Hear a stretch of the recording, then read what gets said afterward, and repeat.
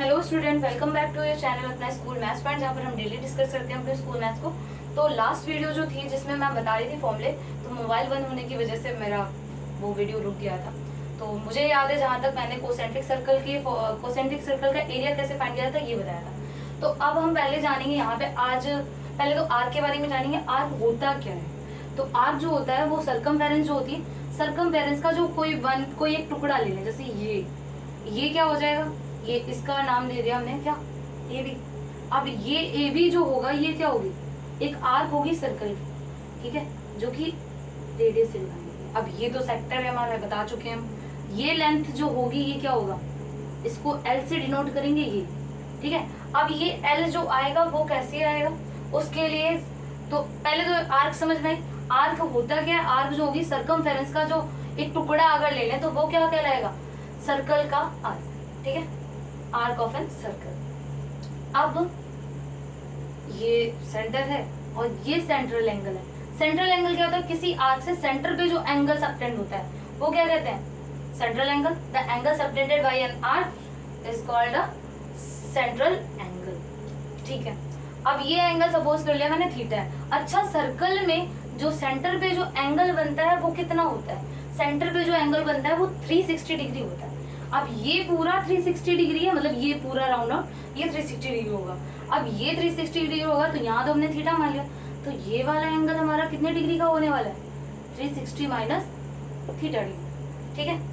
अब ये तो बात होगी सेंट्रल एंगल की। अब हम ये लेंथ कैसे निकालेंगे, किसी भी सर्कल में लेंथ ऑफ एन आर्क कैसे फाइंड करेंगे, तो उसका एक फॉर्मूला है, वो कैसे डिराइव होता है वो देखिए। तो यहाँ लिखने वाले हम लोग क्या,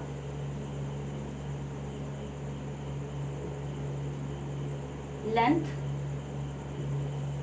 of an arc. Length of an arc को हम डिनोट करते हैं किससे, एल से। तो एल जो होगा वो हमारा क्या होगा, ये एंगल थीटा है, पूरे का कितना पार्ट है वो हमें पता चलेगा यहाँ से 360 से डिवाइड करके, ठीक है, कौन सा पार्ट है।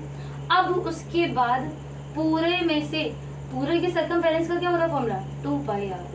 2 पाई आर से मल्टीप्लिकेशन करके हम क्या लेकर के आएंगे यहाँ पे लेंथ ऑफ आर, मतलब ये लेंथ जो होगी ये क्या होगी, इसको यहाँ से 2 से 2 कैंसिल कट करके ये हो सकता है 360 अरे sorry theta upon 180 degree into pi R. तो ये दोनों ही फॉर्मूले यूज कर सकते हो, ये यूज करो, थोड़ी कैलकुलेशन इजी रहेगी। बाकी मेन तो ये है, यहाँ से 2 से कैंसिल आउट होकर के ये बना है, ठीक है। अब देखो आगे, अब जैसे कि एग्जांपल लेते हैं, अगर कोई सर्कल है, सपोज एक सर्कल ये है जिसकी रेडियस जो है वो कितनी है, 6 सेंटीमीटर लेट कर लिया है। ये सेंटर है, पॉइंट है क्या ओ, और ये एक आर्क बन रहा है पीक्यू लेट कर लिया, ठीक है, पीक्यू। अब हमें फाइंड करनी है क्या, सेंटर पे एंगल मान के चल रहे हैं यहाँ पे 30 डिग्री का बना। अब फाइंड करनी है arc PQ, length of an arc PQ लिखना है ना। यहाँ एक काम करो,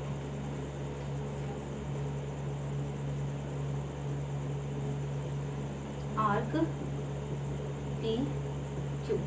ये अब यहाँ पे देखो फॉर्मूला क्या था, थीटा अपॉन 360 2 पाई आर या फिर थीटा अपॉन 180 पाई आर। अब थीटा हमारा कितना है, थीटा जो है वो हमारा 30 डिग्री है, तो ये 30 डिग्री हो गया। अब यहाँ पे ये कितना होने वाला है, 180 इंटू 2 पाई आर, नहीं 180 लगाया तो पाई आर लगेगा, तो पाई आर की वैल्यू कितनी है, 6। अब देखो ये कट जाएगा, कितनी बार जाएगा, 30 बार जाएगा, और 30 से 30 ये जाएगा कितना, 1, तो हमारा बचा कितना यहाँ पे, पाई। अब ये सौभाग्य की बात है, ये पाई आ गया तो क्या करें, पाई जो है वो पाई की वैल्यू 3.14। अब इस आर पी क्यू आर की जो लेंथ है वो हमारी कितनी होने वाली है, 3.14। तो इतने में कोई किसी को problem, length of an arc कैसे फाइंड करते हैं, फॉर्मूला जो है वो हमारा theta upon 180 into pi R. बाकी एक एग्जांपल के थ्रू मैंने ये बता भी दिए, ठीक है, इतना क्लियर हो गया। अब आप इसका स्क्रीनशॉट ले लीजिए।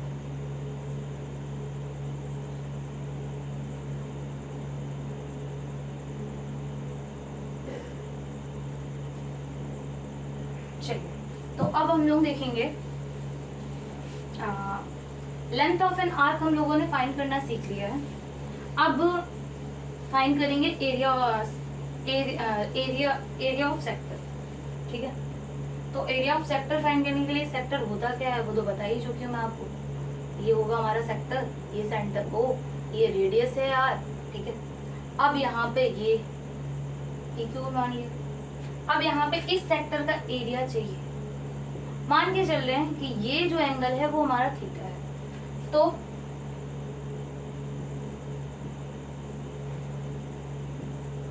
अब ये सेक्टर हमारा कौन सा है, माइनर सेक्टर है। तो माइनर सेक्टर जो होगा, माइनर सेक्टर का एरिया निकालेंगे कैसे, थीटा अपॉन में 360। यहां से पता चलता है हमें कि कौन सा पार्ट ले रहे हैं, तो ये पता चलता है पूरे होल का कितना पार्ट है, तो वो थीटा से डिफाइन हो जाता है, थीटा अपॉन 360। अब एरिया की बात हो रही है, वहां पे लेंथ की बात हो रही थी तो 2πr से मल्टीप्लिकेशन होता। अब यहाँ पे एरिया की बात हो रही है तो हम किससे मल्टीप्लिकेशन करेंगे, πr²। तो ये जो फॉर्मूला होगा ये हमारा किसका होगा,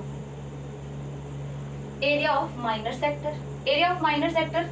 अब रही बात अगर इस वाले पोर्शन का, ये जो मेजर सेक्टर है, major sector PQ, major sector का PQ का अगर हमें एरिया फाइंड करना है तो वो कैसे करेंगे, तो भाई डिपेंड करता है। अब ये एंगल जो बनता है, ये वाला एंगल हमारा कितना बनता है, ये वाला एंगल 360 माइनस का थीटा बनता है, 360 माइनस का थीटा बनता है। अब ये 360 माइनस का थीटा, तो इस वाले के लिए ये पूरे होल का कितना पार्ट है, 360 माइनस थीटा अपॉन में, तो लिख लेते हैं यहाँ।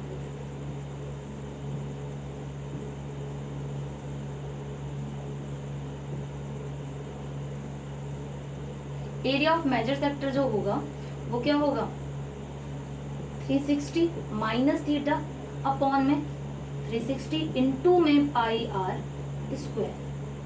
ये हमारा यहाँ से आएगा क्या, मेजर सेक्टर का एरिया। मेजर सेक्टर का एरिया अब वही है, एग्जांपल के थ्रू अगर समझा जाए, ये अगर 30 डिग्री दे रखा है तो ये कितना होने वाला है 330, मतलब कि 330। अब 330 से डिवाइड करेंगे तो ये निकल जाएगा। अब चलो अब यहाँ पे एक एग्जांपल के थ्रू समझो, जैसे कि ये एक सर्कल है, सर्कल में सेंटर एंगल जो दे रखा है वो हमारा कितना है 60। ठीक है, ये 60 है और रेडियस जो है वो हमारी 2, ये AB। अब हमें ये वाला एरिया फाइंड करना है। ठीक है, area of minor sector find करना है, तो एरिया ऑफ माइनर सेक्टर क्या होगा,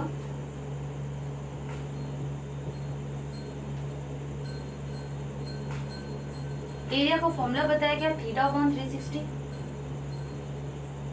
इंटू πr²। अब यहाँ पे थीटा हमारा कितना है 60 और नीचे 360 एंड पाई की वैल्यू रखो ना रखो, मतलब अगर कैलकुलेट हो जाती है तो रखो, नहीं तो नहीं, जरूरी नहीं, अभी तो यहाँ नहीं रखने वाले जरूरी नहीं। तो r की वैल्यू कितनी है 2 का स्क्वायर कितना हो जाएगा, ये जाएगा कितना टोटल 6 टाइम, तो 1/6 इंटू पाई इंटू 4, ये कैंसिल आउट हो जाएगा 2 से, 2 दूनी 4, 3 तो 2/3 पाई जो होगा वो क्या आएगा, यूनिट स्क्वायर, यूनिट तो मैंने लिखी नहीं, 2/3 पाई जो होगा वो क्या होगा, इस माइनर सेक्टर का जो होगा वो एरिया होगा। ठीक है, माइनर सेक्टर का एरिया समझ में आया। अब यहीं पर अगर अच्छा एक तरीका और मेजर सेक्टर का एरिया फाइंड करना है तो हम क्या कर सकते हैं, पूरे सर्कल के एरिया में से अगर ये वाला, ये माइनर सेक्टर का एरिया घटा दे तो हमारे पास ये वाला पोर्शन बचने वाला, ये मेजर सेक्टर ही तो बचेगा। तो अगर यहाँ पे निकालना है हमें क्या, area of major sector. Area of major sector क्या करें हम, πr² में से एरिया ऑफ माइनर सेक्टर,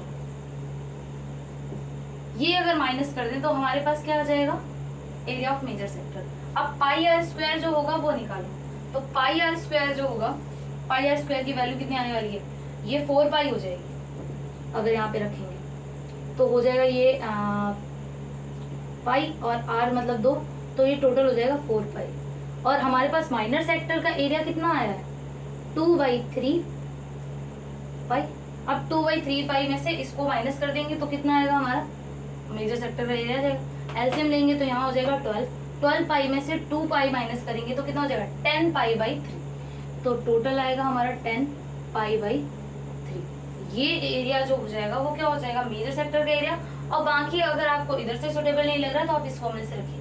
तो 360 में से 60 माइनस करते तो एंगल हमारा बनता 300। फिर 300 से 360 को डिवाइड करते फिर जो भी सॉल्व करके आधा बार हल। ठीक है, तो इतना क्लियर हुआ आपका area of minor sector, area of major sector क्या होगा और कैसे निकालेंगे, ये क्लियर। ठीक है, आप एक बार स्क्रीनशॉट ले लीजिए इसका।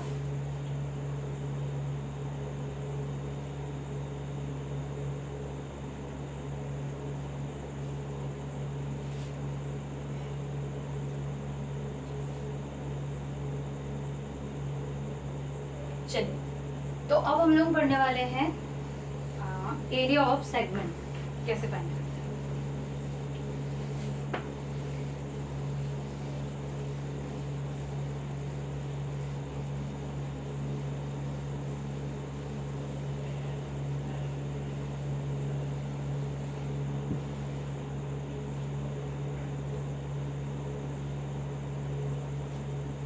चलिए वो मैं कल बताऊंगी आपको, थोड़ा